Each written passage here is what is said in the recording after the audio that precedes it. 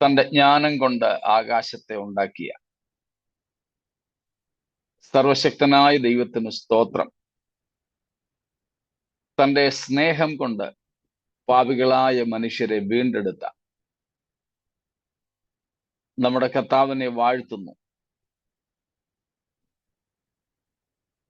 സ്നേഹാതിരേകത്താൽ തന്റെ പ്രാണനെ നമുക്ക് വേണ്ടി വെച്ചു തന്ന ദൈവകുമാരനായ യേശുവിന്റെ നാമത്തിൽ ഉള്ള സ്നേഹവന്ദനങ്ങൾ എല്ലാവരെയും അറിയിക്കട്ടെ. ഒരു നാൾ കൂടെ ഒരാഴ്ചയുടെ ആരംഭ ക്ലാസ് ദിവസം നമുക്ക് പിന്നെയും ദൈവസന്നിധിയിൽ അടുത്തു വരുവാൻ കർത്താവ് കൃപ ചെയ്തതോർത്ത് ദൈവത്തെ സ്തുതിക്കുന്നു, സ്തോത്രം ചെയ്യുന്നു. കഴിഞ്ഞ ദിവസം നാമൊക്കെ ആയിരുന്ന ഇടങ്ങളിൽ അനുഗ്രഹീതമായ സഭായോഗ കൂട്ടായ്മകൾ നമുക്ക് ലഭിച്ചു. അത് നമ്മുടെ ആത്മീയ അഭിവൃദ്ധിക്ക് കാരണമായി എന്ന് ഞാൻ കർത്താവിൽ ആശിക്കുന്നു. അവിടെ എവിടെയായി പിന്നെയും നമ്മെ എല്ലാവരെയും കർത്താവ് സൂക്ഷിക്കട്ടെ. നമുക്ക് പ്രാർത്ഥനയോടെ തിരുവെഴുത്തുകളിലേക്ക് തിരിയാമല്ലോ. സ്തോത്രം. നാം ഇപ്പോൾ നോക്കിക്കൊണ്ടിരിക്കുന്നത് യോഹന്നാൻ യേശുക്രിസ്തുവിന്റെ വെളിപ്പാട് പ്രാപിച്ച് നമുക്ക് എഴുതി തന്ന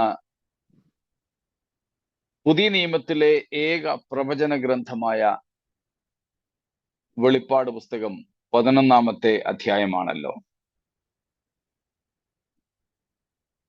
സ്തോത്രം.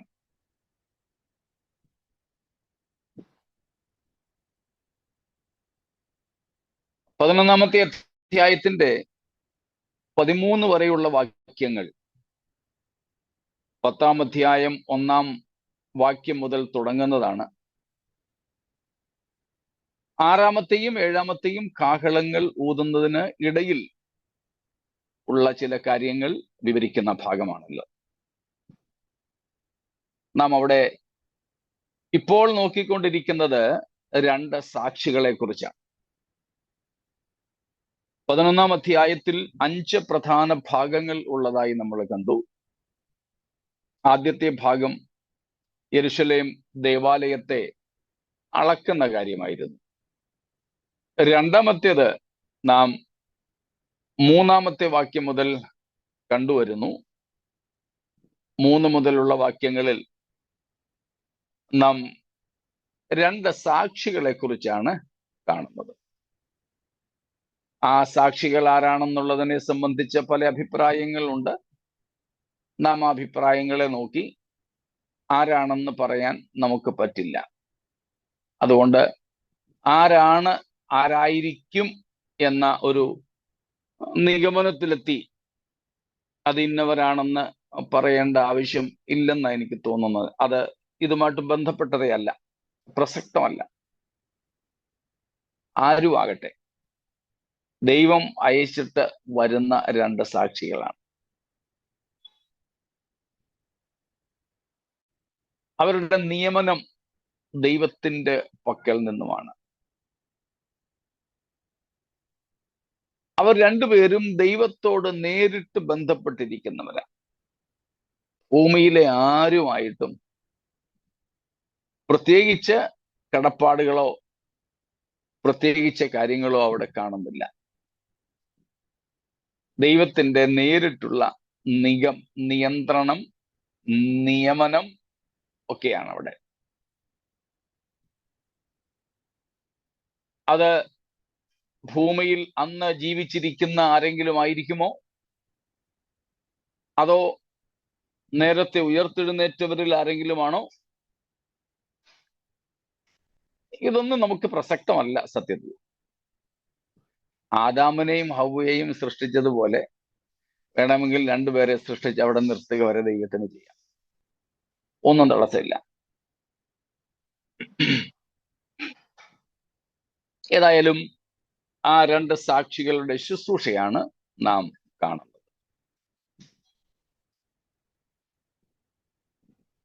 അത്രയുമായിരുന്നു നമ്മൾ കഴിഞ്ഞ ദിവസങ്ങളിൽ നോക്കിയത്.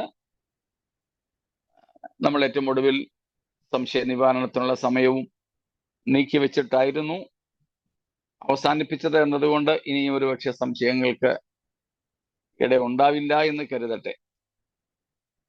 എങ്കിലും വല്ല കാര്യത്തിലും വിശദീകരണം കൂടുതലായിട്ട് വേണമെങ്കിൽ ചോദിക്കാം.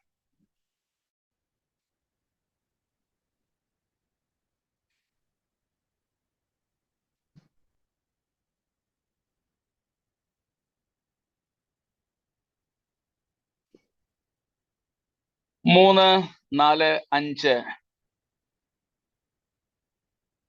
6 വാക്യങ്ങൾ ഒന്നും കൂടെ നമുക്ക് വായിക്കാം.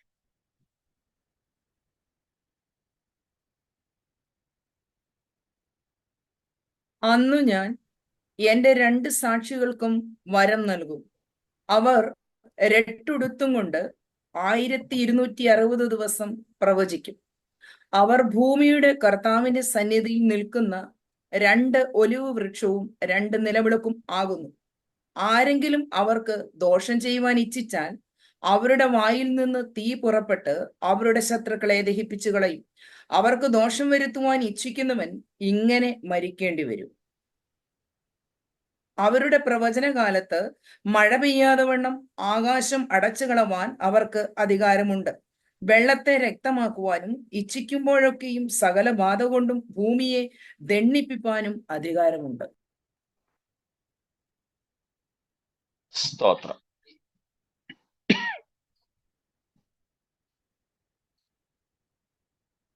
ഈ വായിച്ച ഭാഗങ്ങളിൽ നമുക്ക് ഈ 2 സാക്ഷികളെ കുറിച്ചുള്ള വിശദീകരണം കിട്ടും.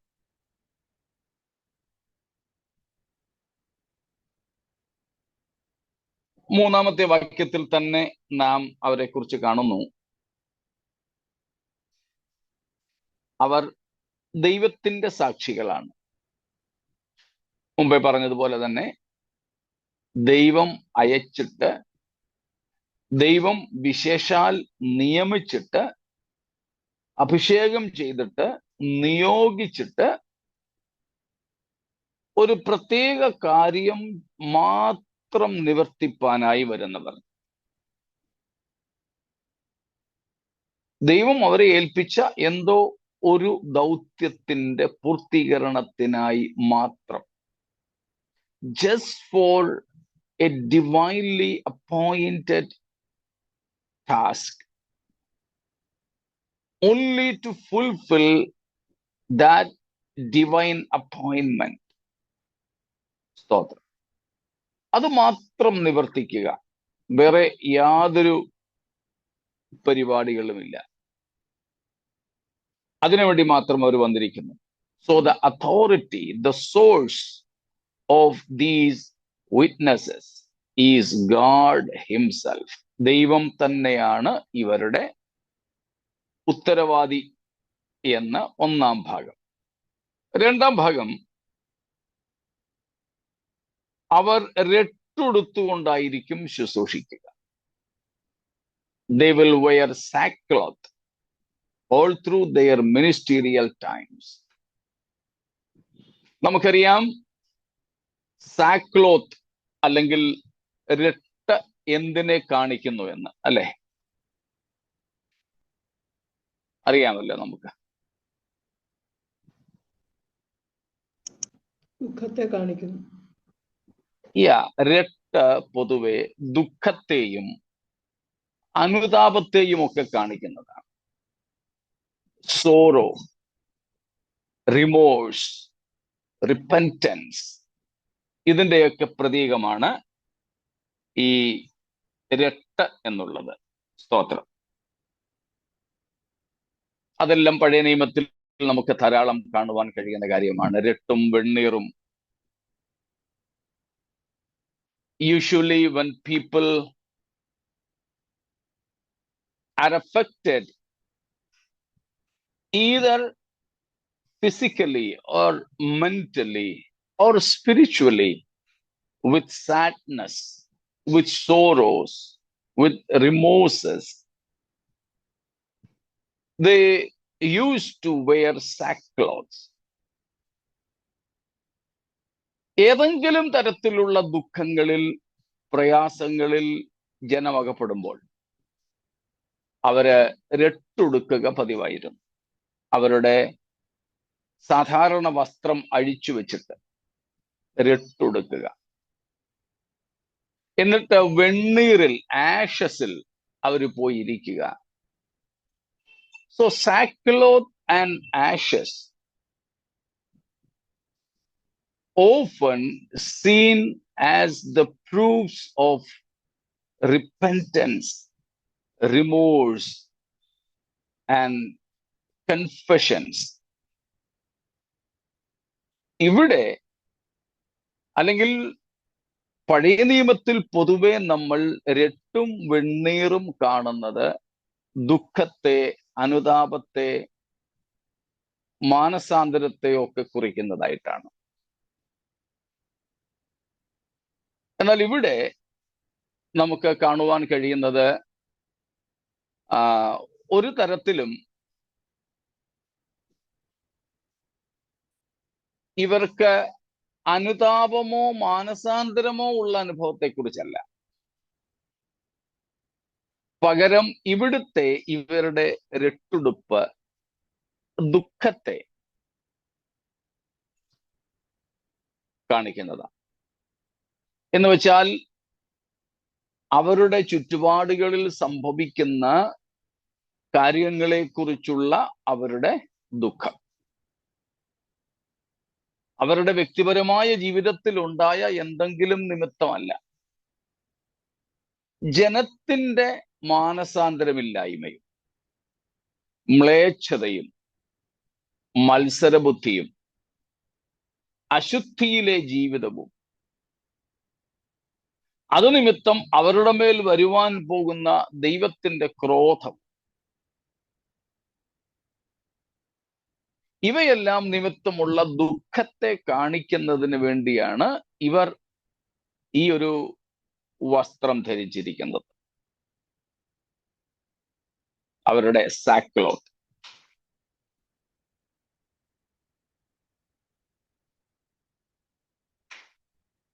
അടുത്തത് ഇവരുടെ ശുശ്രൂഷയാണ്. 3-ാമത്തെ വാക്യത്തിൽ നാം കാണുന്നു അവരുടെ ശുശ്രൂഷ. എന്താണ് അവരെ ദൈവം ഏൽപ്പിച്ചിരിക്കുന്ന ശുശ്രൂഷ? പ്രോഫസി, പ്രവചിക്കുക എന്നുള്ളത് തന്നെയാണ്. പ്രവചിക്കുക.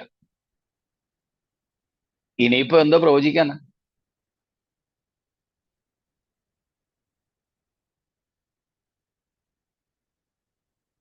വേദപുസ്തകം പരിശോധിച്ചാൽ പ്രവചനത്തിന്റെ ഏറ്റവും പ്രധാനമായ പ്രമേയം എന്തായിരിക്കാം? According to the scriptures, holistically, what could be the core of prophecy? മടങ്ങി വരിക, അല്ലെങ്കിൽ മാനസാന്തരം. പ്രവചനം പാവങ്ങളെ കുറിച്ച് പറഞ്ഞു കൊടുക്കും. ജഡ്ജ്മെന്റ്, വരുവാനുള്ള ന്യായവിധി,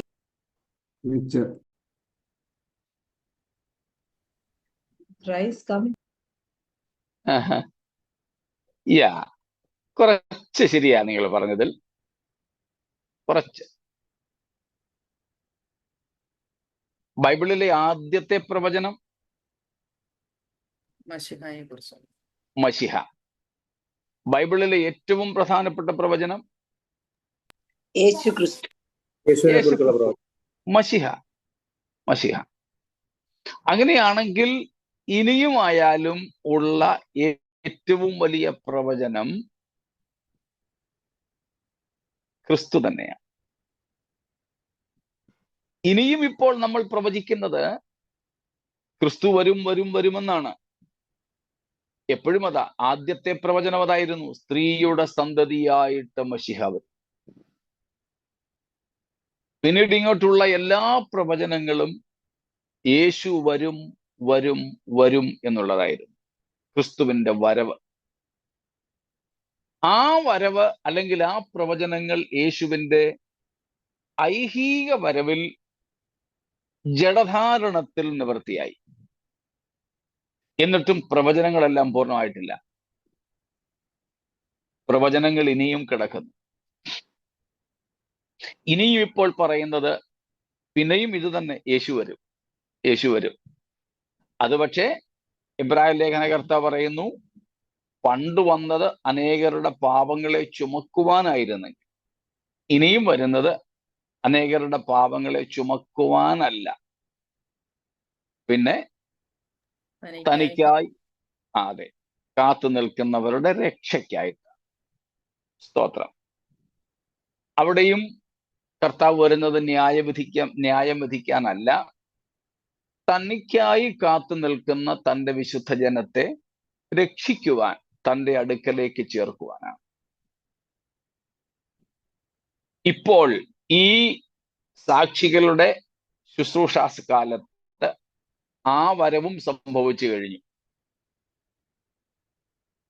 പക്ഷെ ഇനിയും അവർ പ്രവചിക്കുന്നെന്ന് പറഞ്ഞാലും കാതലായ പ്രവചന വിഷയം എന്തു തന്നെയായിരിക്കും? അത് തന്നെ, മശിഹ വരും. എബൌട്ട് മെസ്സയ, മശിഹ വരും, യേശു വരും. ആ വരവ് യേശുക്രിസ്തുവിന്റെ രണ്ടാം വരവിനെ കുറിച്ച്.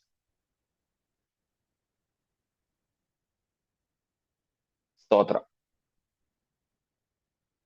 യേശുക്രിസ്തു ഭൂമിയിൽ വന്നു, യേശുക്രിസ്തു മധ്യാകാശത്തിൽ വരും, വീണ്ടും യേശുക്രിസ്തു ഭൂമിയിലേക്ക് വരും. ആ വരവിനെയാണ് സത്യത്തിൽ രണ്ടാം വരവ് എന്ന് അർത്ഥമാക്കുന്നത്. കാരണം സഭയെ ചേർക്കാനായിട്ട് യേശു വരുന്നത് ഭൂമിയിലേക്കല്ല. അതുകൊണ്ട് അതിനെ രണ്ടാം വരവെന്ന് നമ്മൾ കരുതേണ്ടതില്ല. എന്നാൽ പൊതുവെ അതിനെ രണ്ടാം വരവെന്ന് കരുതേണ്ടെന്ന് പറയുന്ന ഞാൻ ഉൾപ്പെടെ ഉള്ളവർ പൊതുവെ ധരിച്ചു വച്ചിരിക്കുന്ന ഒരു ആശയത്തെ പെട്ടെന്ന് ജനത്തിന്റെ ഇടയിലേക്ക് എത്തിക്കുവാൻ വേണ്ടി കർത്താവിന്റെ രണ്ടാം വരവെന്നാണ് പറഞ്ഞു പോകാറുള്ളത്. യേശുവിന്റെ ജനനം നടന്നത് AD 1 എന്ന് ഇന്ന് ലോകത്തുള്ള എല്ലാവർക്കും അറിയാമെങ്കിലും ഒരു 4 വർഷത്തെയെങ്കിലും വ്യത്യാസം യേശുവിന്റെ ജനനത്തോടുള്ള ബന്ധത്തിൽ ഉണ്ട് എന്ന് ലോകക്കാർക്കെല്ലാം അറിയാമെങ്കിലും ആരും ചരിത്രം തിരുത്താൻ തയ്യാറല്ല. കാരണം 4 വർഷം അല്ലെങ്കിൽ 5 വർഷം, ചിലർ BC 4 എന്നാണ് അംഗീകരിക്കുന്നത്. BC 4 യേശു വന്നെങ്കിൽ തന്നെ 4 വർഷത്തെ വ്യത്യാസം മുഴുവൻ ചരിത്രത്തിനും ഉണ്ടാകണം. അത് സാധ്യമായ കാര്യമല്ല. അതുകൊണ്ട് അത് അങ്ങനെ തന്നെ അംഗീകരിച്ചുകൊണ്ട് അതിനെ, ആ ഒരു തെറ്റിനെ യൂണിവേഴ്സാലൈസ്, അതിനെ അങ്ങ് സാർവത്രീകരിച്ചിരിക്കുന്നു എന്നതുപോലെ രണ്ടാം വരവ് എന്ന് പറയുന്നത് യേശുക്രിസ്തു ഭൂമിയിലേക്ക് ഇറങ്ങി വരുന്ന വരവാണെന്ന് അറിയാമെങ്കിലൂടെ നൂറ്റാണ്ടുകളായി നമ്മൾ പറഞ്ഞു വരുന്ന ആ ശൈലിയിൽ അങ്ങ് പറയുകയാണ് കർത്താവിന്റെ രണ്ടാം വരവ് മേഘത്തിൽ ഉണ്ടാവും. പോട്ടെ, അതിപ്പോൾ നമ്മുടെ വിഷയം അല്ല. എങ്കിലും നാം ഇപ്പോൾ കാണുന്നത് അവരുടെ ശുശ്രൂഷ പ്രവചന ശുശ്രൂഷയാണ്. അപ്പോൾ അവർ പ്രവാചകന്മാർ എന്ന നിലയിൽ നമുക്കവരെ മനസ്സിലാക്കാം. പ്രവാചകന്മാർ. അതുകൊണ്ടാണ് ഏറ്റവും വലിയ 2 പ്രവാചകന്മാരായ മോശയും ഏലിയാവുമാണെന്ന് ആൾക്കാർ പൊതുവെ ധരിക്കുന്നത്. ഇവരുടെ ശുശ്രൂഷ പ്രവചനമാണ്. ആണെങ്കിൽ ഏറ്റവും പ്രധാനപ്പെട്ട പ്രവചനം കർത്താവായ യേശുവിന്റെ മടങ്ങി വരവ് തന്നെയാണ്. സ്തോത്രം. അങ്ങനെയാണെങ്കിൽ അവർ ഇവിടെ ഏറ്റവും അധികമായിട്ട് പറയുന്നത് എന്തായിരിക്കും? യേശുക്രിസ്തു എത്രയും പെട്ടെന്ന് വരും, ക്രിസ്തു എത്രയും പെട്ടെന്ന് വരും. ക്രിസ്തു എത്രയും പെട്ടെന്ന് വരും. എന്തിനു വേണ്ടി?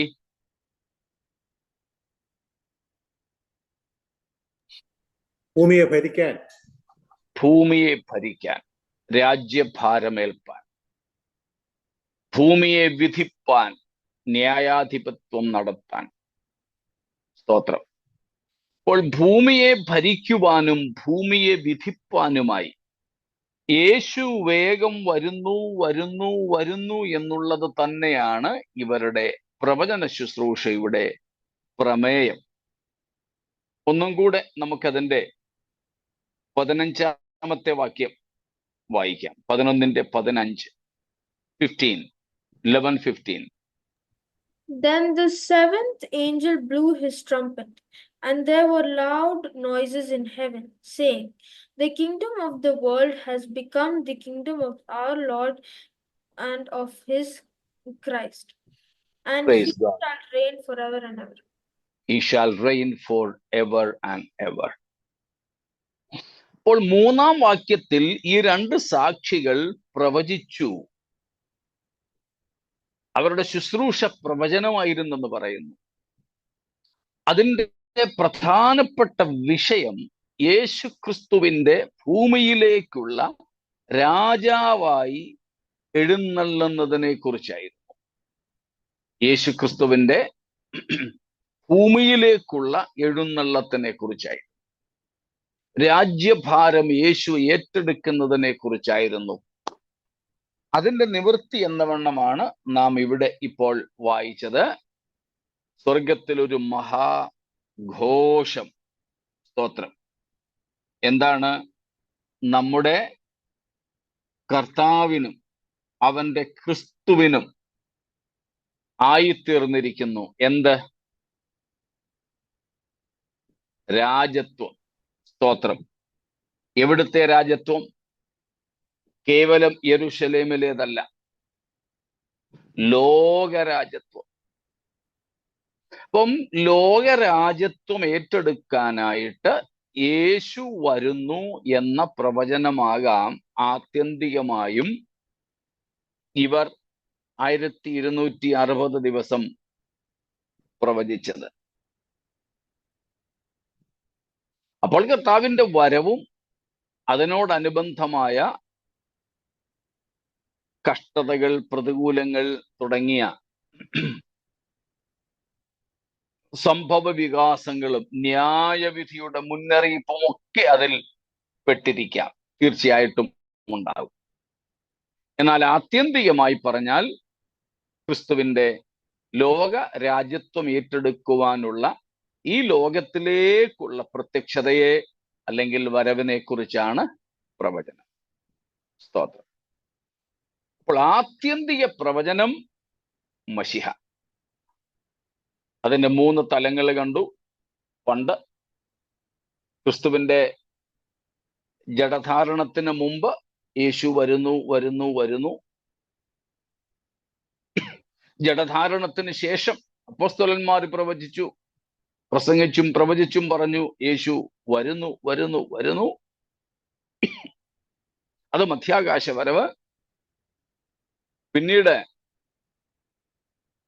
സ്തോത്രം, പ്രത്യേകിച്ച് ഈ 2 സാക്ഷികളെ നിർത്തി ദൈവം ലോക ജനതയെ അറിയിക്കുന്നു, ന്യായാധിപനായും രാജാവായും യേശു വരുന്നു. ഇത്രയും വ്യക്തമാണോ? ഇതുവരെ ഉള്ളതിൽ എന്തെങ്കിലും വിശദീകരണം? രട്ടെന്ന് പറയുമ്പോൾ അത് ഏത് ടൈപ്പ് വസ്ത്രമായിരിക്കും? കറുപ്പാണ്? ചാക്ക് തുണി.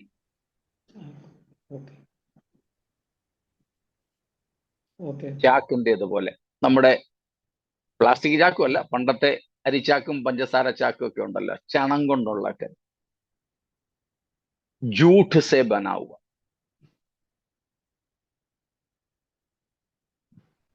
ദൈവം പറഞ്ഞിട്ടായിരിക്കും ഒരു ഇരട്ടുടുത്തത്. അതെ, അങ്ങനെയായിരുന്നുവല്ലോ പഴയ നിയമത്തിലെ പ്രമാണം. ദുഃഖത്തിന്റെ പ്രതീകമായിട്ട് അവര് 2-3 കാര്യങ്ങളാ ചെയ്യുമായിരുന്നത്. ഒന്ന്, വസ്ത്രം വലിച്ചു കീറുക, ഇട്ടിരിക്കുന്ന വസ്ത്രം കീറിക്കളയുക, ദുഃഖത്തിന്റെ. അപ്പോഴാണ് അത് വെറും ഒരു പ്രാക്ടീസ് ആയപ്പോഴാ പ്രവാചകൻ പറഞ്ഞത് വസ്ത്രങ്ങളെ അല്ല ഹൃദയങ്ങളെ കീറി മുറിക്കണം. പിന്നെ മാനസാന്തരത്തിന്റെയും പശ്ചാത്താപത്തിന്റെയും അനുതാപത്തിന്റെയും പ്രതീകമായിരുന്നു ഈ മാർദ്ദവ വസ്ത്രം മാറ്റിവെക്കുക. ഉപവാസത്തിലെ ഒരു പ്രധാന വിഷയം പറഞ്ഞിട്ടുണ്ടായിരുന്നല്ലോ. നമ്മള് ഉപവാസത്തെക്കുറിച്ച് മത്തായി 6-ാമത്തെ അധ്യായത്തിൽ പഠിച്ചപ്പോൾ പറഞ്ഞിരുന്നു, ഉപവാസത്തിന് പറയുന്ന 3 പ്രധാന പദങ്ങൾ, ഒരേ എബ്രായ പദത്തിന്റെ 3 അർത്ഥങ്ങൾ. ഒന്നാമത് നമ്മൾ സാധാരണ പറയുന്ന ഉപവാസം, മറ്റൊന്ന് പഴയ നിയമത്തിൽ വളരെ പ്രാവശ്യം പറഞ്ഞിട്ടുള്ള തങ്ങളെ തന്നെ താഴ്ത്തുക, മറ്റൊന്നാണ് ഏറ്റവും ആദ്യമായി നാം ആ ഭാഗം കാണുന്നത് ലേവ്യ 23:27 ആത്മതപനം ചെയ്യുക, അഫ്ലിക്റ്റിംഗ് ദ സോൾ. ഈ അഫ്ലിക്റ്റിംഗ് ദ സോളിൽ ആത്മതപനം ചെയ്യുക അഥവാ ഉപവസിക്കുക എന്നതിലെ ഒരു പ്രധാനപ്പെട്ട വിഷയമാണ് inward and outward affliction of the soul. Inward affliction, ആന്തരികമായ വേദന, ദുഃഖത്തിന്റെ ഭാഗമാണ് സ്വയം വിലയിരുത്തി അല്ലെ സ്വയം പരിശോധിച്ച്,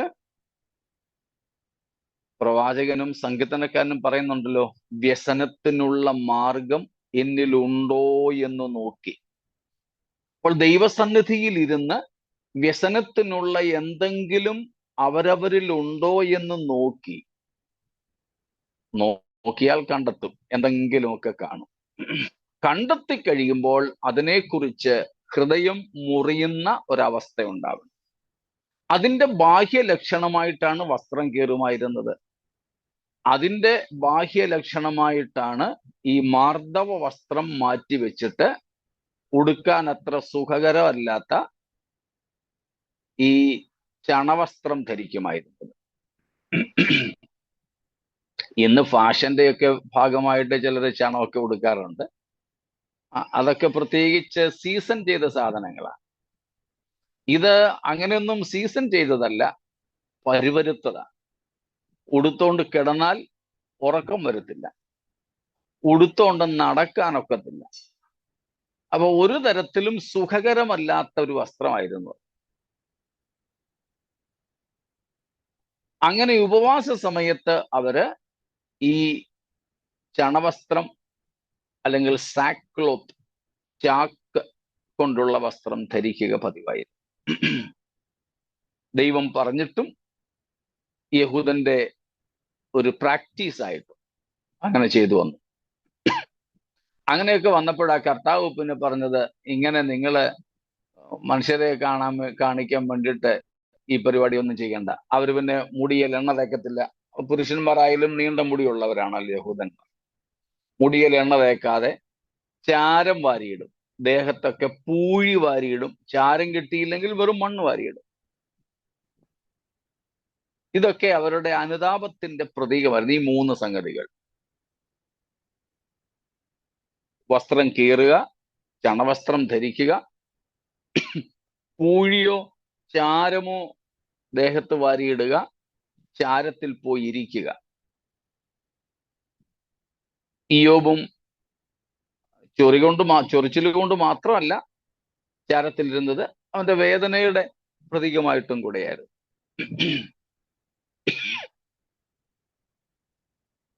അപ്പോൾ അങ്ങനെയുള്ള ഒരു പ്രാക്ടീസ് ആയിരുന്നു അവരുടെ.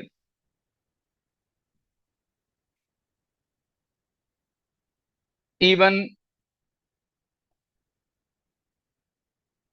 ഏലിയ പ്രവാചകന്റെ വസ്ത്രവും ഏതാണ്ട് ഇതേപോലെ തന്നെയുള്ള വസ്ത്രമായിരുന്നു. സ്നാപക യോഹന്നാന്റേതും. അത് ഏലിയാവോ സ്നാപകനോ പാപം ചെയ്തതുകൊണ്ട് അനുതാപത്തിന്റെയോ മാനസാന്തരത്തിന്റെയോ പ്രതീകമായിട്ടല്ല അവരത് ധരിച്ചിരുന്നത്. അവർ അത് ധരിച്ചത് പ്രധാനമായും വർജനത്തിന്റെ ഭാഗമായിട്ട്, as part of renunciation, renouncing the pleasures of this world, the comforts of this world, the casual comforts and pleasures, rejecting them. സാധാരണപ്പെട്ട സുഖങ്ങൾ പോലും വേണ്ടെന്ന് വെക്കുന്നതിന്റെ ഭാഗമായിട്ടായിരുന്നു ഏലിയ പ്രവാചകനും സ്നാപക യോഹന്നാനും ഏതാണ്ട് തോൽവാറ് കൊണ്ടുള്ള വസ്ത്രമൊക്കെ ധരിച്ചത്. അതും ഇനി തോല് കൊണ്ടുള്ളതായാലും സുഖമാണോ ഇടാൻ? ഇല്ല. സ്തോത്രം. അതുകൊണ്ടാ യേശു കർത്താവ് യഹൂദന്മാരോട് ചോദിച്ചത്, നിങ്ങൾ എന്ത് കാണാൻ മരുഭൂമിയിലേക്ക് പോയി? നമ്മുടെ ഇന്നത്തെ ഭാഷയിൽ പറഞ്ഞാൽ എന്താ, വല്ല സെലിബ്രിറ്റിയും കാണാനാണോ പോയത്? മാർദ്ദവ വസ്ത്രം ധരിച്ച മനുഷ്യർ മരുഭൂമിയിലല്ല, അവര് മണിമാളികകളില, കൊട്ടാരങ്ങളില. അപ്പൊ പിന്നെ നിങ്ങൾ മരുഭൂമിയിലേക്ക്, യഹൂദന്മാരോട് ചോദിച്ചതാ, സ്നാപക യോഹന്നാൻ വന്നത് പട്ടണത്തിലായിരുന്നില്ല, മരുഭൂമിയിലായിരുന്നു. അവിടേക്കാണ് ജനം ഒഴുകിയെത്തിയത്. കർത്താവ് ചോദിക്കുക, നിങ്ങൾ ആരെ കാണാനാ മരുഭൂമിയിലേക്ക് പോയത്? ശുഭ്രവസ്ത്രം ധരിച്ച, മാർദ്ദവ വസ്ത്രം ധരിച്ച, വിലയേറിയ വസ്ത്രമൊക്കെ ധരിച്ച ഏതെങ്കിലും വമ്പൻ പാർട്ടികളെ, സെലിബ്രിറ്റീസിനെ, താരങ്ങളെ കാണാനെങ്ങാണമാണോ നിങ്ങൾ പോയത്? അതിനുവേണ്ടിയായിരുന്നെങ്കിൽ നിങ്ങൾ മരുഭൂമിയിലേക്കല്ലല്ലോ പോകേണ്ടിയിരുന്നത്. അവരൊക്കെ ഇങ്ങ് പട്ടണത്തിലല്ലേ? കർത്താവ് ചോദിച്ചതാ. ഏലിയാവിന്റെയും വസ്ത്രം ഇത് തന്നെയായിരുന്നു. ആഹാബ് ചോദിക്കുന്നുണ്ടല്ലോ അവന്റെ വസ്ത്രം എന്തായിരുന്നു. അപ്പം ഏലിയാവ്, സ്നാപക യോഹന്നാൻ തുടങ്ങിയ പ്രവാചകന്മാർ അവരുടെ പാപങ്ങൾ നിമിത്തം മാനസാന്തരപ്പെടേണ്ടതല്ലായിരുന്നെങ്കിലും അവര് താൽക്കാലികമായ സുഖങ്ങളുടെ വർജനത്തിന്റെ പ്രതീകമായി ധരിച്ചിരുന്നതും ഇതുപോലെയുള്ള തുകൽ വസ്ത്രങ്ങളും ചണവസ്ത്രങ്ങളും ഒക്കെ. അതിന്റെ കംഫർട്ട്സ് പോലും വേണ്ട, കഷ്ടിച്ച് നാണം മറയ്ക്കുക എന്ന് മാത്രമാണ് അവർ ലക്ഷ്യമാക്കിയത്.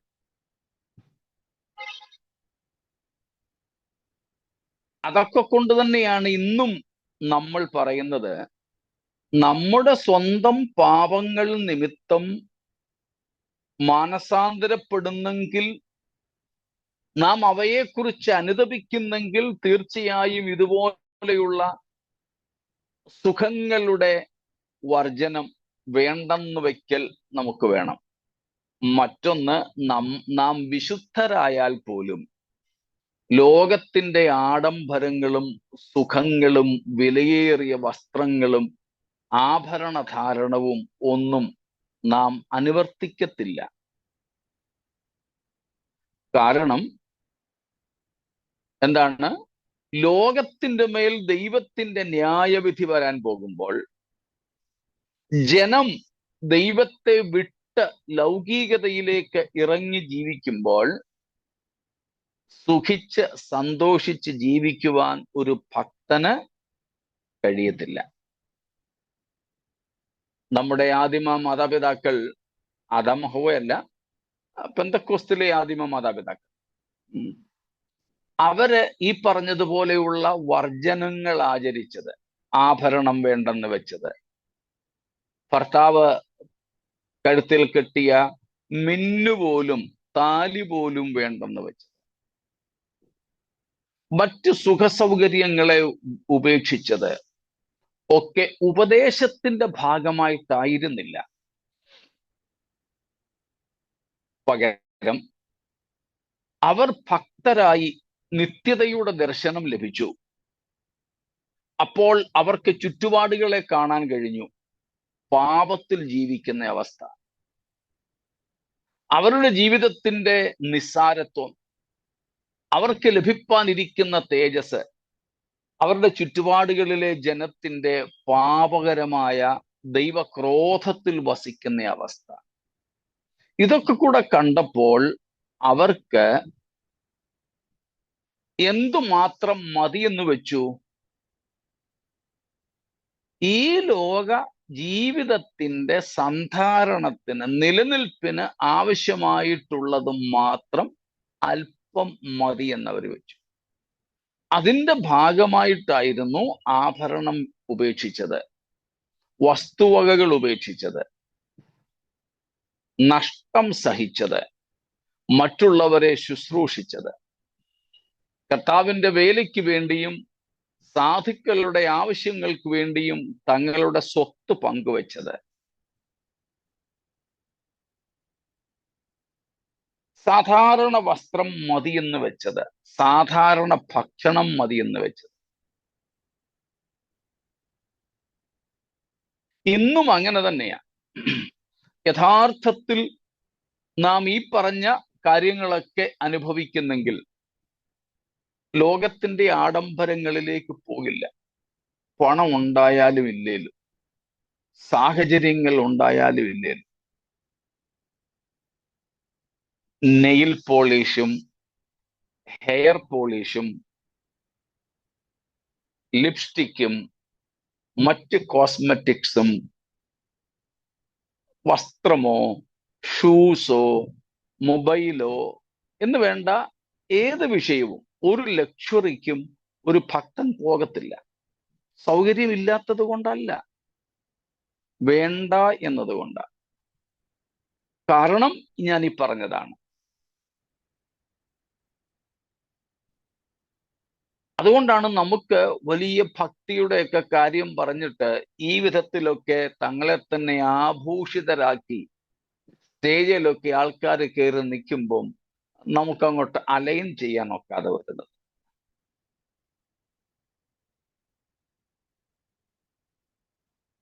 ഇന്ന് നമ്മുടെ ഭാരതത്തിലെയും പല സഭകളിലും അങ്ങനെയൊക്കെ തന്നെ ഉണ്ട്, സിറ്റികളിൽ അങ്ങനെയുണ്ട്. അമേരിക്ക തുടങ്ങിയ അമേരിക്കൻ യൂറോപ്യൻ രാജ്യങ്ങളിലേക്ക് പോയാൽ ഈ സഭകളിലും ഇങ്ങനെയൊക്കെ തന്നെ ഭയങ്കര അസ്വസ്ഥതയാണ്.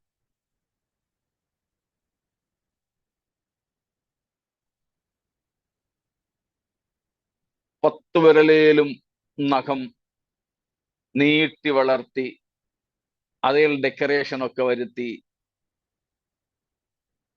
ഇതുമൊക്കെ വെച്ചുകൊണ്ട് ആത്മാവിനെയൊക്കെ ഇങ്ങനെ ഇറക്കുന്നതൊക്കെ കാണുമ്പം ആ ഇറങ്ങുന്ന ആത്മാവിനെ പാനം ചെയ്യാനൊക്കെ ഒരു ചെറിയ പ്രയാസം നമുക്ക് തോന്നിപ്പോകും.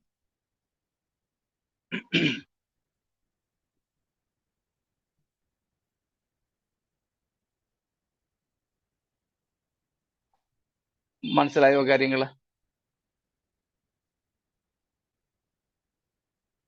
മനസ്സിലായി. പക്ഷേ ഇതിപ്പോ കൂടിക്കൊണ്ടിരിക്കുകയല്ലേ പാസ്റ്റർ? കൂടിക്കൊണ്ടിരിക്കുക. അപ്പോൾ തന്നെ ഇപ്രാവശ്യം ഞാൻ US ആയിരുന്ന സമയത്ത് എൻ്റെ ഒരു സ്നേഹിതൻ ദേവദാസൻ എൻ്റെ കൂടെ, എൻ്റെ ജൂനിയറായിട്ട് മണക്കാലയിൽ പഠിച്ചതാണ്. അന്ന് ഞങ്ങൾ തമ്മിൽ അത്ര വലിയ സൗഹൃദമില്ലായിരുന്നെങ്കിലും അതിനുശേഷം ശുശ്രൂഷയിലായ ശേഷം ഇവിടെ ബോംബെയിൽ അദ്ദേഹം കുറെ നാൾ ഉണ്ടായിരുന്നു, ഛത്തീസ്ഗഡിൽ ഉണ്ടായിരുന്നു, പിന്നെ ഇപ്പോൾ അമേരിക്കയിൽ. അവിടെ വെച്ച് ഞങ്ങൾ തമ്മിൽ കണ്ടുമുട്ടി. വളരെ അടുത്ത മനസ്സിനിണങ്ങിയ ഒരു ദേവദാസൻ. ഞങ്ങൾ ഇപ്രാവശ്യം കണ്ടപ്പോൾ എന്നോട് പറഞ്ഞു കുറച്ച് കാര്യങ്ങൾ ഇങ്ങനെ സംസാരിക്കാമെന്ന്. അപ്പൊ അദ്ദേഹം തന്നെ പറഞ്ഞു അദ്ദേഹം കുടുംബമായിട്ട് അമേരിക്കയിൽ അധികം നാളായിട്ടില്ല, കുറച്ച് വർഷങ്ങൾക്ക് മുമ്പ് അവിടെ എത്തിയത് ചർച്ചിന്റെ പാസ്റ്ററായിട്ടൊന്നുമല്ല.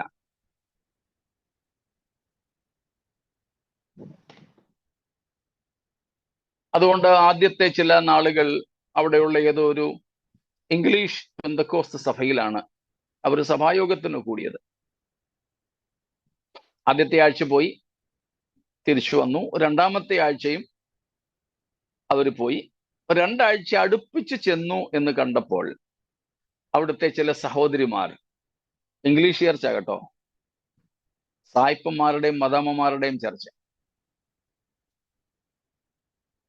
അവര് ഈ എൻ്റെ കൂട്ടുകാരൻ പാസ്റ്ററിന്റെ വൈഫിനെ കണ്ടു, സംസാരിച്ചു.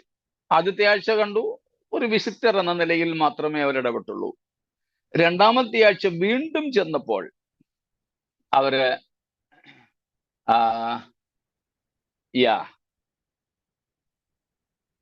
ചെന്ന് സംസാരിച്ചു.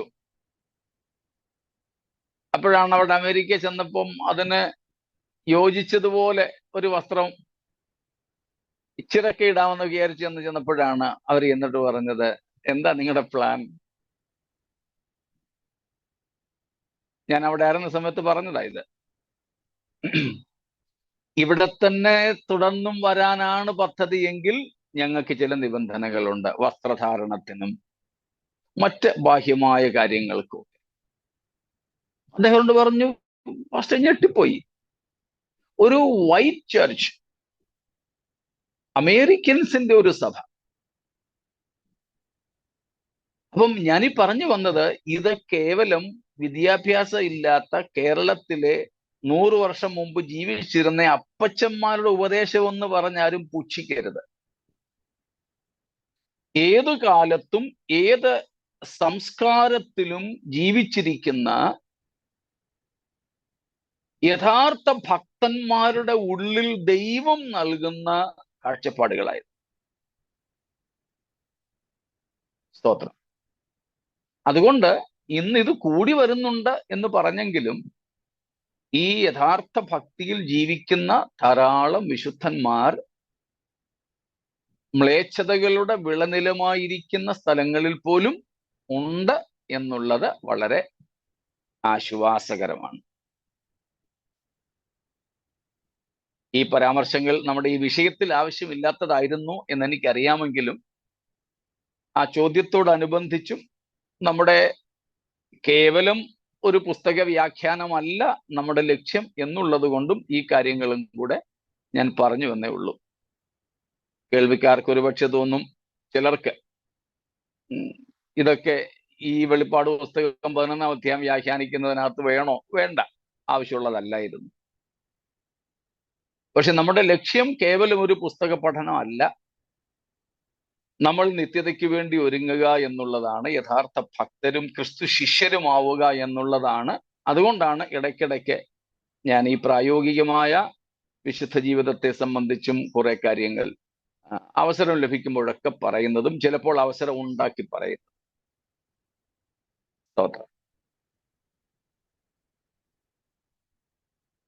ഓക്കെ, ഇത്രയും കാര്യങ്ങൾ അപ്പോൾ വ്യക്തമാണല്ലോ. സാക്ക്ക്ലോത്ത്, രട്ടുടുക്കുക.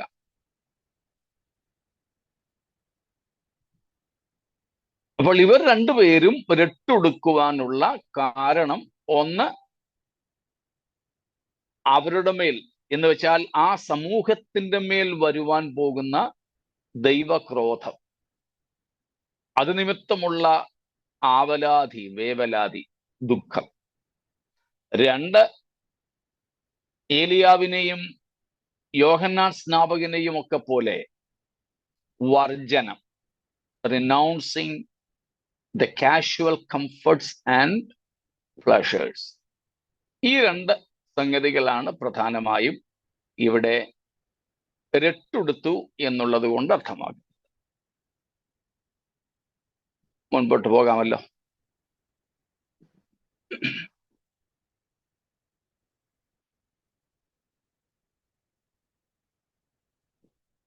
അടുത്തത് 1260 ദിവസം അവരുടെ ഡ്യൂറേഷൻ ഓഫ് മിനിസ്ട്രി. അത് നമ്മൾ കണ്ടു കഴിഞ്ഞതായതുകൊണ്ട് ഇനിയും അത് വിശദീകരിക്കേണ്ടതിന്റെ ആവശ്യമില്ലല്ലോ. സ്തോത്രം. 3.5 വർഷത്തെ അവരുടെ ശുശ്രൂഷ ആവർത്തിച്ചു പറയുന്നു. അത് എതിർ ക്രിസ്തുവിന്റെ 7 വർഷ ഭരണത്തിന്റെ ആദ്യത്തെ 3.5 വർഷമാണ്. എതിർ ക്രിസ്തു അവന്റെ തനി സ്വഭാവം കാണിച്ച് ഭരണം നടത്തുമ്പോഴേക്കും ഇവരുടെ ശുശ്രൂഷ അവസാനിച്ചിരിക്കും. ഇവരെ കൊന്നൊടുക്കിക്കൊണ്ടാണ് എതിർ ക്രിസ്തുവിന്റെ രംഗപ്രവേശം ജനഹൃദയങ്ങളിലേക്ക് എത്തിക്കുന്ന നിലയിൽ എന്ന് നമ്മൾ കണ്ടു കഴിഞ്ഞു. അങ്ങനെ ആ 3-ാമത്തെ വാക്യത്തിൽ നമുക്ക് കാണുവാൻ കഴിയുന്നത് ഈ 2 സാക്ഷികൾ, ദൈവം അയച്ച ഈ ദൈവത്തിന്റെ സാക്ഷികൾ, ക്രിസ്തുവിന്റെ സാക്ഷികൾ.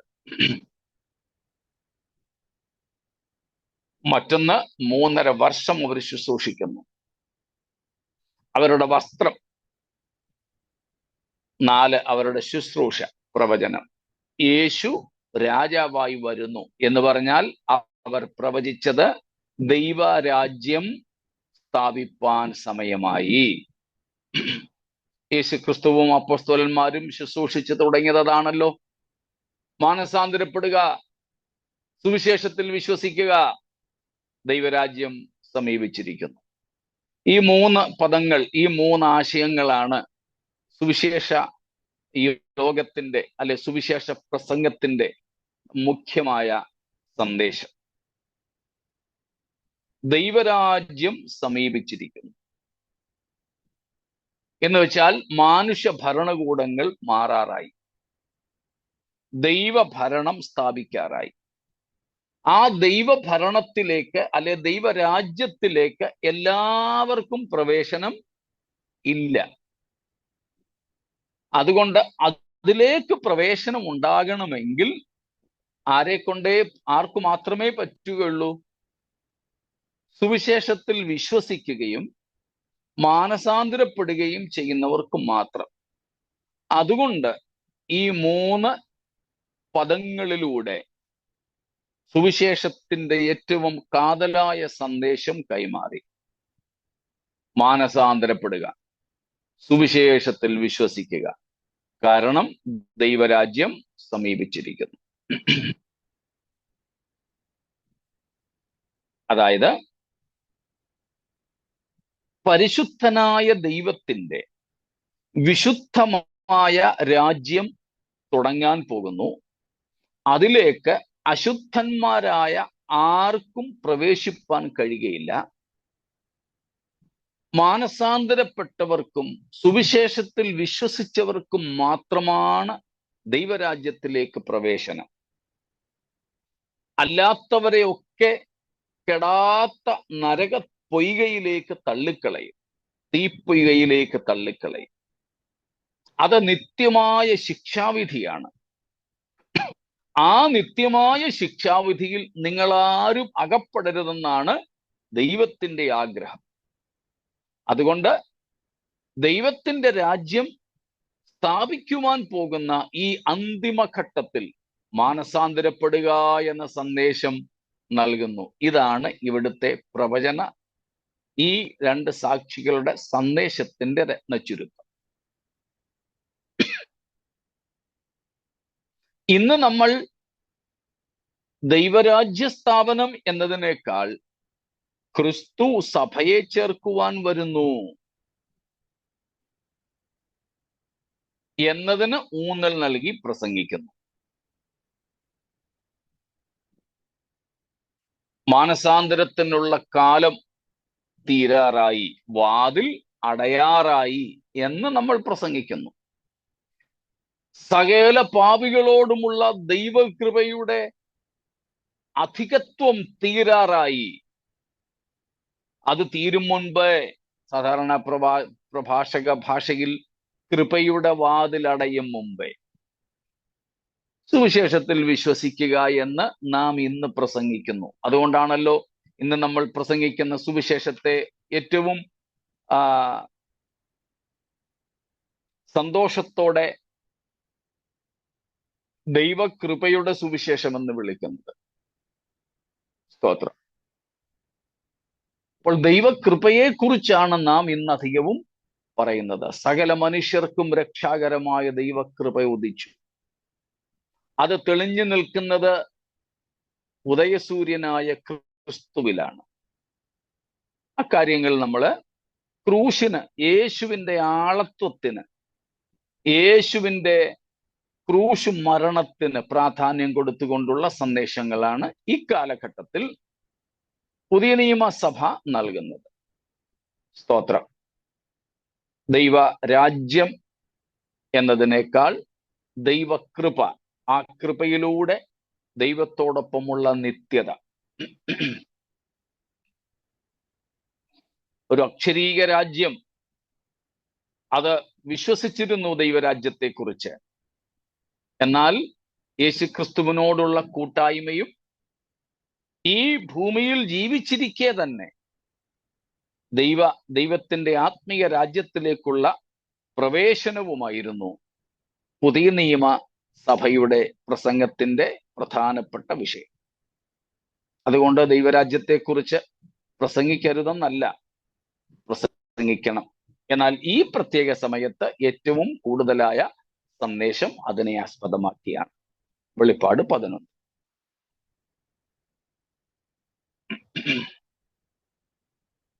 അത്രയും വ്യക്തമായല്ലോ.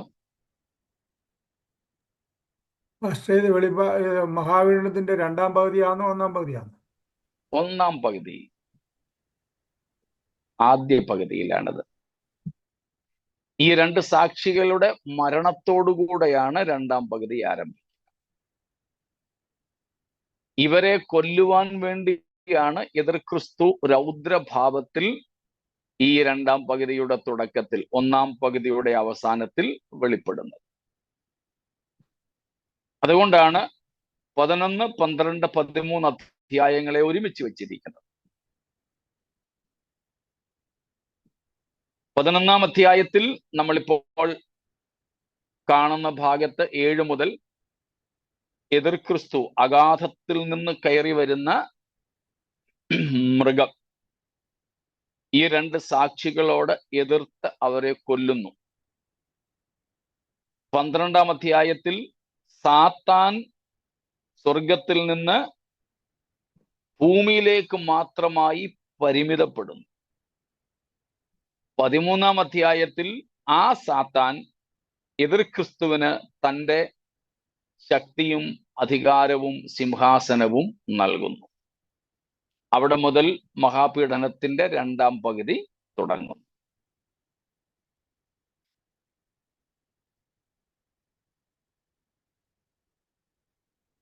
ശരി, ഇനിയും അടുത്ത വാക്യത്തിൽ നമുക്ക് കാണുവാൻ കഴിയുന്നത് ഒരു സാദൃശ്യമാണ്, ഒരു സദൃശം, ഒരു അനാലജി അല്ലെങ്കിൽ ഒരു മെറ്റഫർ. 4-ാമത്തെ അധ്യായത്തിൽ നാലാമത്തെ വാക്യത്തിൽ അവർ ഭൂമിയുടെ കർത്താവിന്റെ സന്നിധിയിൽ നിൽക്കുന്ന 2 ഒലിവ് വൃക്ഷവും 2 നിലവിളക്കും ആകുന്നു. ഈ 2 പേരെ കുറിച്ചുള്ള ഒരു സാദൃശ്യമാണ് നാം ഇവിടെ കാണുന്നത്. 2 ഒലിവ് വൃക്ഷങ്ങളെന്നും നിലവിളക്കുകളെന്നും പറയുന്നു. അത് പഴയ നിയമത്തിലേക്ക് വിരൽ ചൂണ്ടുന്നു. സഖരിയ പ്രവചനം 4-1 മുതൽ 14 വരെയുള്ള വാക്യങ്ങളിൽ നാം കാണുന്നത് 2 ഒലിവ് വൃക്ഷങ്ങളെ കുറിച്ച്. ദൈവസന്നിധിയിൽ നിൽക്കുന്ന 2 ഒലിവ് ട്രീസ്. Zechariah chapter 4, 1-14. നാം അവിടെ കാണുന്ന 2 പേരുണ്ട്. സ്തോത്രം. ആരൊക്കെയത്?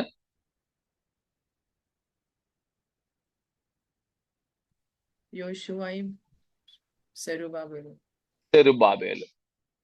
അവർ 2 പേരും, ഒന്ന് യോശുവ, ചിലയിടത്തൊക്കെ യേശുവ എന്നും കാണുന്നുണ്ട്.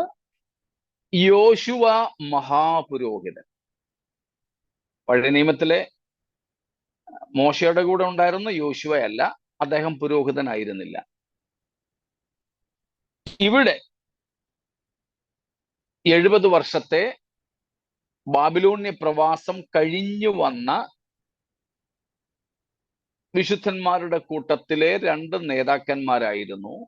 ഒന്ന് ദേവാലയം പണിക്ക് പ്രാധാന്യത അല്ലെങ്കിൽ നേതൃത്വം കൊടുത്ത സെരുബ്ബാബേലും, അവിടുത്തെ ശുശ്രൂഷകളിൽ സെരുബ്ബാബേലിനൊപ്പം ഉണ്ടായിരുന്ന യോശുവയും.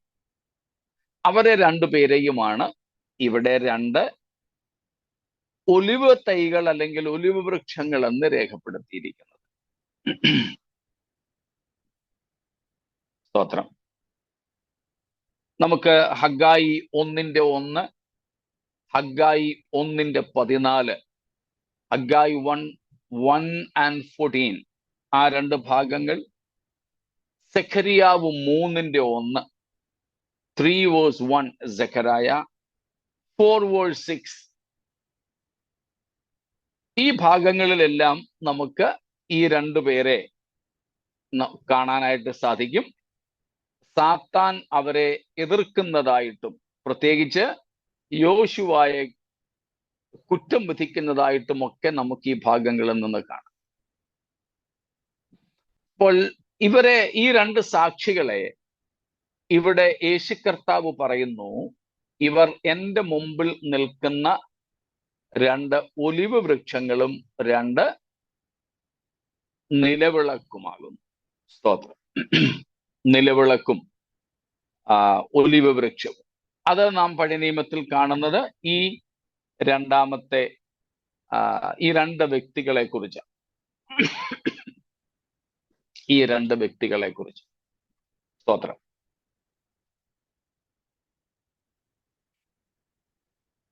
അപ്പോൾ ആ 2 പേരും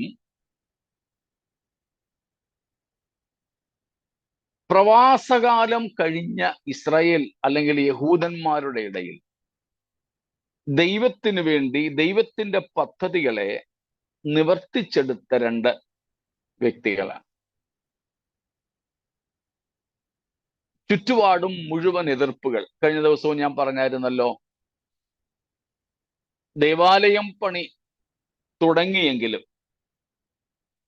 എതിർപ്പുകൾ നിമിത്തം ഗവൺമെന്റ് ആജ്ഞ കൊടുത്തതനുസരിച്ച് അവർക്ക് നിർത്തിവെക്കേണ്ടി വന്നു. അപ്പോൾ ധാരാളം എതിർപ്പുകൾ അവർക്കുണ്ടായി. ഇതുപോലെ ഈ 2 സാക്ഷികളുടെ ശുശ്രൂഷ സമയത്ത് എല്ലാവരും അവരെ എതിർക്കുന്നതായിട്ട് കാണാം. എങ്ങനെയെങ്കിലും അവരെ ഒന്ന് കൊല്ലണം, എങ്ങനെയെങ്കിലും അവരവിടെ നിന്ന് പോകണം. അതിനു വേണ്ടിയുള്ള എല്ലാ ശ്രമങ്ങളും സാധാരണ ജനങ്ങൾ നടത്തുന്നുണ്ട്. പക്ഷേ സാധാരണക്കാർക്ക് ഒന്നും സാധിക്കുന്നില്ല. ഇതുപോലെ ഈ 2 വ്യക്തികൾ പഴയ നിയമത്തിൽ സെരുബ്ബാബേലും യോശുവയും വളരെ എതിർപ്പുകളുടെ നടുവിലാണ് ദൈവം അവർക്ക് ഏൽപ്പിച്ച ദേവാലയത്തിന്റെ പുനർനിർമ്മിതി എന്ന ദൗത്യം നിർവഹിച്ചത്. പക്ഷെ ദൈവം അവർക്ക് തുണ നിന്നു. ഇന്നലെ കഴിഞ്ഞ ദിവസവും നമ്മൾ കണ്ടതുപോലെ സെഖരിയാവ് പ്രവചിച്ചു, സെരുബ്ബാബേലിന്റെ മുൻപിലുള്ള മഹാപർവ്വതമേ നീ ആർ? ഇന്ന് നീ അവന്റെ മുമ്പിൽ ഇങ്ങനെ കയറാൻ കഴിയാത്ത, കീഴ്പ്പെടുത്താൻ കഴിയാത്ത ഒരു മല പോലെ നിന്നാലും കൃപ കൃപ എന്ന ആർപ്പോടുകൂടെ സെരുബ്ബാബേൽ ഈ ദേവാലയത്തിന് പൂർത്തി വരുത്തും, ആണിക്കല്ല് കയറ്റും. ആരൊക്കെ എതിർത്താലും, പേർഷ്യൻ ഭരണകൂടമാണെന്ന്, പേർഷ്യൻ സാമ്രാജ്യമാണ്, സാമ്രാജ്യ ശക്തികൾ എതിർത്താലും, അപ്പം രാഷ്ട്രത്തിന്റെ ശക്തിയും രാഷ്ട്രീയ ശക്തിയും ഇതിന്റെ പിൻപിൽ പ്രവർത്തിക്കുന്ന സാത്താന്യ ശക്തികൾ, പിന്നെ യെരൂശലേമിലും ചുറ്റുപാടുമുള്ള ഗവർണേഴ്സ് ഉണ്ട്. ആ ഗവർണർമാരൊക്കെ എതിർത്താലും, അപ്പോൾ ആരെല്ലാം എതിർത്താലും ശരി, ദേവാലയത്തിന്റെ പണി പൂർത്തീകരിക്കുവാൻ ദൈവം സെരുബ്ബാബേലിനെയും യോശുവയെയും സഹായിക്കും എന്ന് വാഗ്ദത്തം ചെയ്തതുപോലെ ഇവിടെ ഈ 2 സാക്ഷികളെ സകല പ്രതികൂലങ്ങൾക്കിടയിലും അവരുടെ ശുശ്രൂഷ നിവർത്തിക്കുവാൻ ദൈവം സഹായിക്കും എന്ന ഒരു സൂചനയാണ് ഇവിടെ നൽകുന്നത്. അത് സംഭവിക്കുകയും ചെയ്തു. താഴത്തെ വാക്യത്തിൽ നമ്മൾ കാണുന്നുണ്ട്, അവരുടെ ശുശ്രൂഷാകാലം തികഞ്ഞപ്പോൾ. എതിർ ക്രിസ്തു അന്നും ഉണ്ടായിരുന്നു ഇവരുടെ ശുശ്രൂഷാകാലത്തും. പക്ഷേ അവനും ഒന്നും ചെയ്യാൻ സാധിച്ചില്ല. കാരണം ഇവരുടെ ശുശ്രൂഷാകാലം തീർന്നിരുന്നില്ല. നമുക്കും അതിൽ നിന്നും മനസ്സിലാക്കാൻ സാധിക്കുന്നത്, ദൈവം നമ്മളെ കൊണ്ട് ചെയ്യിക്കുവാൻ ഉദ്ദേശിക്കുന്ന കാര്യം നിവർത്തിക്കാതെ രോഗം വന്നാലും ഭരണം മാറിയാലും നമ്മുടെ ജീവൻ പോകത്തില്ല. സ്തോത്രം. ദൈവം നമ്മെ കൊണ്ട് നിവർത്തിപ്പാൻ ആഗ്രഹിക്കുന്ന ശുശ്രൂഷയുണ്ട്, ഉത്തരവാദിത്വമുണ്ട്. അത് ചിലപ്പോൾ കുടുംബത്തിലാകാം, അത് ചിലപ്പോൾ സഭയിലാകാം, ദേശത്താകാം. അത് നമ്മെ കൊണ്ട് തന്നെ നിവർത്തിപ്പിക്കുവാൻ നമ്മുടെ ദൈവത്തിന് കഴിയും. അതിന് വേറെ ആരുടെയും സഹായം ദൈവത്തിന് ആവശ്യമില്ല. അതുകൊണ്ട് തന്നെയാണ് നാം ഒന്നിനെയും ഭയപ്പെടരുതെന്ന് പറയുന്നത്. രോഗം വന്നാലും അയ്യോ ഞാൻ ചാകുമോ? ചാകുന്നെങ്കിലും എപ്പോൾ മാത്രമേ ചാകുള്ളൂ? ദൈവം നമുക്ക് അനുവദിച്ച ശുശ്രൂഷയും സമയവും തീർന്ന ശേഷം മാത്രം. അത് തീർന്നു കഴിഞ്ഞിട്ട് പിന്നെ എന്തിനാ ഇവിടെ നിൽക്കുന്നത്? എക്സ്പയറി കഴിഞ്ഞിട്ടും പിന്നെ എന്തിനാ നിൽക്കുന്നത്? ആർക്ക് വേണം പിന്നെ എക്സ്പയറി കഴിഞ്ഞവരെ? അതുകൊണ്ട് അങ്ങനെയുള്ള ആശങ്കകളൊന്നും നമ്മെ ഭരിക്കാതിരിക്കട്ടെ. യേശു കർത്താവിന്റെ ശുശ്രൂഷയിലും അങ്ങനെയായിരുന്നുവല്ലോ. ശുശ്രൂഷയുടെ തുടക്കം മുതലേ, സ്തോത്രം, തുടക്കം നാം കാണുന്നത് ലൂക്കോസ് 4-ലാണ്. യെശയ്യാ പ്രവചനം 61-ാമത്തെ അധ്യായം വായിച്ച് യേശു ഇരുന്നിട്ട് ഒരു കൊച്ചു പ്രസംഗമൊക്കെ നടത്തി. ആദ്യത്തെ പ്രസംഗമായിരുന്നെങ്കിൽ കൂടെ ആൾക്കാർക്ക് ഇഷ്ടപ്പെട്ടില്ല. അവനെ മലയിൽ നിന്ന് തള്ളിയിട്ട് കൊല്ലാൻ ശ്രമിച്ചു. പക്ഷെ ആരും ചെയ്തില്ല. അവരുടെ ഇടയിലൂടെ യേശു അങ്ങ് നടന്നുപോയി. അവിടെയൊക്കെ എഴുതിയിരിക്കുന്നത്, അവന്റെ നാഴിക വന്നിട്ടില്ലായികയാൽ. അതെ, ദൈവം നമുക്ക് ചെയ്യുവാൻ ഒരു ശുശ്രൂഷ നൽകിയിട്ടുണ്ട്. നമുക്ക് ആകുവാൻ ഒരു അളവ് തന്നിട്ടുണ്ട്. നമുക്ക് ഇതിനെല്ലാത്തിനും വേണ്ടി സമയത്തിന്റെ ഒരു പരിധിയും നിശ്ചയിച്ചിട്ടുണ്ട്. അതിനകം നമുക്ക് ദോഷം വരുത്തുവാൻ ആരെയും ദൈവം അനുവദിക്കത്തില്ല. ഒരു രോഗത്തിനും ഒരപകടത്തിനും ഒരു ശത്രുവിനും നമ്മുടെ ജീവൻ എടുക്കാൻ കഴിയില്ല. അതുകൊണ്ട് ദൈവത്തിന്റെ കരങ്ങളിലേക്ക് നമുക്ക് പൂർണ്ണമായും വിധേയപ്പെടുത്തിക്കൊണ്ട്, സ്തോത്രം, ദൈവം നമ്മിലൂടെ ആഗ്രഹിക്കുന്നത് നിവർത്തിപ്പാൻ, വി.എ. തോമസ് സാർ പറഞ്ഞതുപോലെ ഉടമ്പടി വ്യവസ്ഥയിൽ നമുക്കങ്ങ് കൊടുക്കാം. ഡെയിലി വേജസ് ചെയ്യണ്ട, ദിവസക്കൂലിക്ക് ചെയ്യാതെ ഉടമ്പടിയിൽ കോൺട്രാക്ട് ബേസിസിൽ വേഗം വേല തികച്ചന്റെ വിശ്രമ നാട്ടിൽ എന്ന് നമ്മൾ പാടാറുള്ളത് പോലെ നമുക്ക് ഒരുങ്ങാം. അതിനായി ദൈവം നമ്മെ സഹായിക്കട്ടെ. നമ്മുടെ കർത്താവിന്റെ മേഘപ്രത്യക്ഷതയ്ക്കായി നമുക്ക് ഒരുങ്ങാം. ദൈവം നമ്മെ ഈ വചനങ്ങളാൽ അതിനായിട്ട് ഒരുക്കട്ടെ, അനുഗ്രഹിക്കട്ടെ.